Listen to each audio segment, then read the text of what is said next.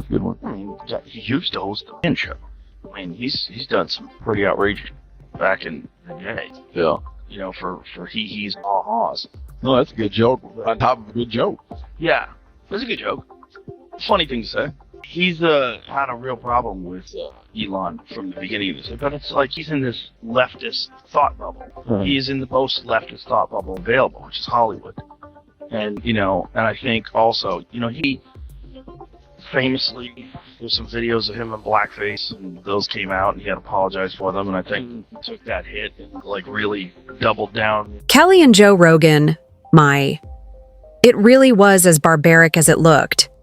Clapback is like the freshest, most brutal sandwich you've ever seen. What, however, did Kimmel say that exposed this humiliation? You will have to see it to believe that this crash is full of incredible moments. So listen. Hypocrisy is alive and well amongst these sanctimonious leftists. From Kimmel to De Niro to Stephanopoulos, they want you to believe they're better than you. More virtuous, more decent. We all know the truth. They lie. They sin. They do the very things they accuse you of and the things they say they would never do. Evil things.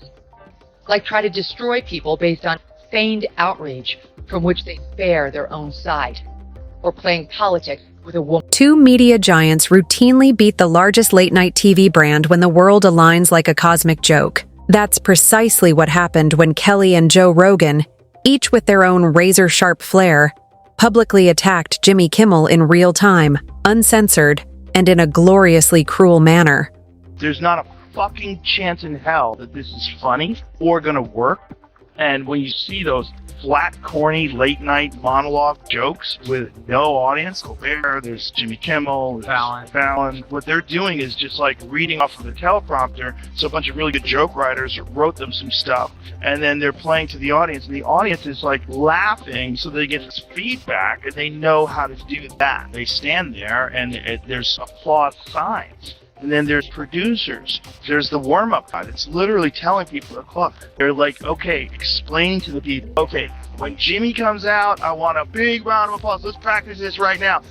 First up is Joe Rogan, the podcasting god who pretends to be a philosopher and fights in cages. Subtlety is not his style. When a talk needs to be cut short, Rogan's definition of nuance is to arrive with a chainsaw. Jimmy Kimmel, too. He was going to learn the exact consequences of accompanying the monarch into the ring sans gloves. I tell you, he's not the worst. The Daily Show has the worst ratings. They only have 366,000 people watching that show. During the Jon Stewart years, it was over 2 million. Now it's down to 300,000. Seth Meyers, absolutely dreadful. He doesn't even have 1 million. 778,000. I mean, for network television, this is, you don't have to pay for it. It's there when you turn on your TV. You plug it in. That's a dreadful number. Greg Gutfeld on cable, which you do have to pay for, has more than double the numbers of Seth Meyers. Jimmy Kimmel, 1.5 million, averaging. Also equally. The late N presenter Jimmy Kimmel is well known for his awful monologues, celebrity interviews, and that one comment he uses a lot to make it seem like he despises children. He was still the late-night king, Jimmy began to think. When Joe Rogan showed up, however, he was kindly informed that he was beginning to resemble the jester. Last night was the 96th Academy Awards show, and while you might have missed it, there was one clear winner. No, not Oppenheimer. It was sanctimonious leftists for their lead role of pretending they are better than you. Winner number 1, Jimmy Kimmel.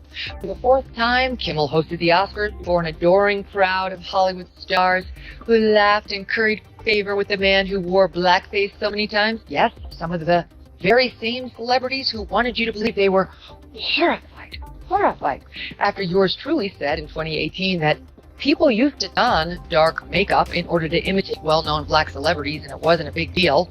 Absolutely ate up the performance by Hollywood darling Mr. Kimmel, whose blackface costumes included his oft-repeated bit as basketball star Karl Malone.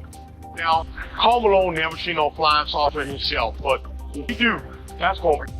Joe's contribution was a verbal demolition derby masquerading as light chat rather than a roast. Like a UFC fighter would scold a weak opponent, he attacked Kimmel's rehashed jokes, pointing out their lack of creativity. It was a wake-up call, not a joke. What about the internet? A humorous cat video didn't go viral as quickly as Rogan's takedown. That sort of self-censorship and the idea of being a more empathetic person is good, right? But as long as it's reasonable. The thing is, the problem with that kind of stuff is it continues to go in the same direction where more and more things become forbidden and toxic. To the point where, you know, the Elon Musk joking around about my pronouns are prosecute Fauci.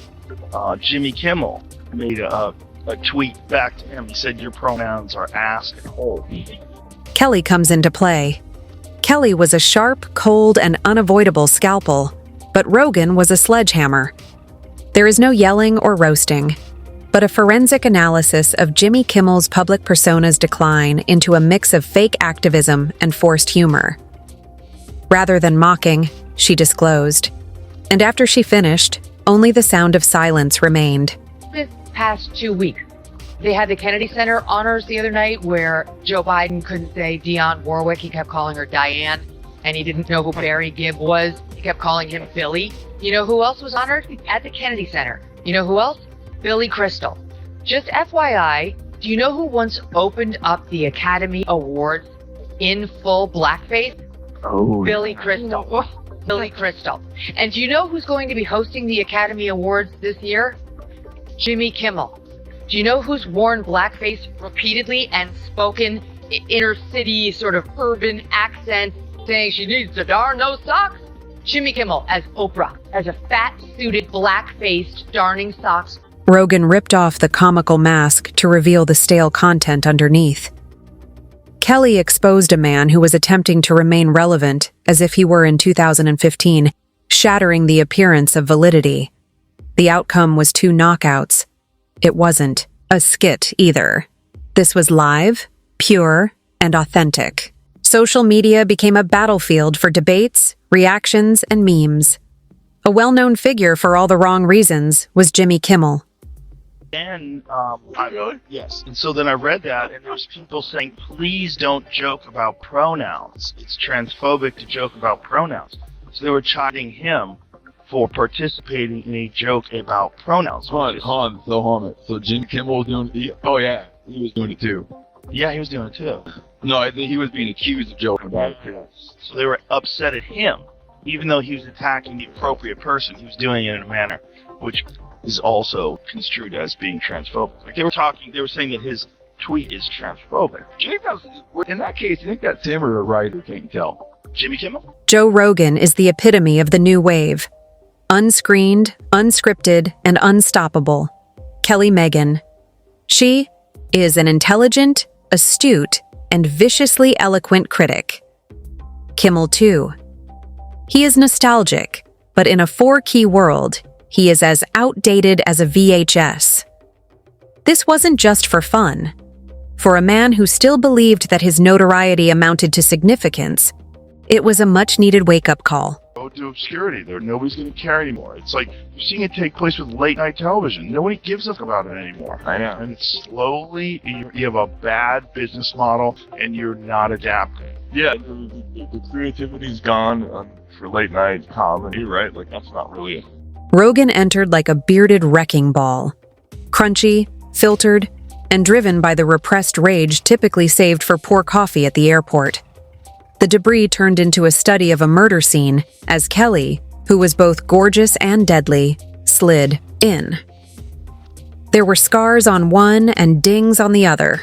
Sunday morning show with Stephanopoulos into the evening Academy Awards broadcast with Kimmel and ABC elevating, the blackface loving Kimmel. They, at the same time, fired Chris Harrison, host of The Bachelor, for trying to defend one contestant on, The Bachelorette for saying, gee, I know I went to this antebellum party, a couple years ago. I guess I didn't see anything wrong with it. And all he said was, are we judging her by today's standards, or are we judging her by, old standards, whatever. He was basically trying to say, are we being too hard on her? Got fired. Chris Harrison has to be fired by ABC.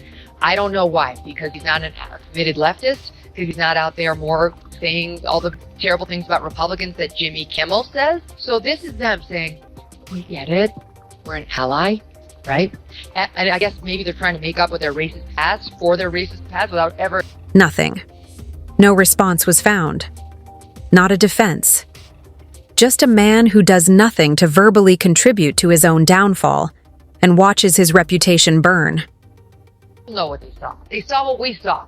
They saw the frail elderly man who needed help getting off the stage.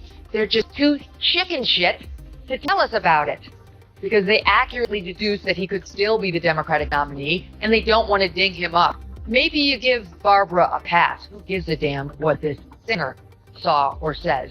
But you know what? Jimmy Kimmel happens to be employed by ABC, which happens to have a rather large news organization.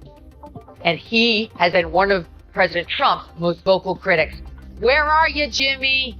On vacation? Not good enough. You can still use your thumbs. Send out a tweet. The record straight right now, but you... The worst part is that Kimmel wasn't even invited. Unknowingly, he became the subject of a demeaning story that went viral and had a greater impact than expected. Whether Jimmy Kimmel can save his career, or if this is his last show, is the real question. When two media titans, a sniper and a brawler, tag team You Live on TV, it's not just a terrible night. There is a generational change taking place. Not only is the status quo being questioned, but it is also being overthrown. To be honest, late night's most hilarious creation in a long time is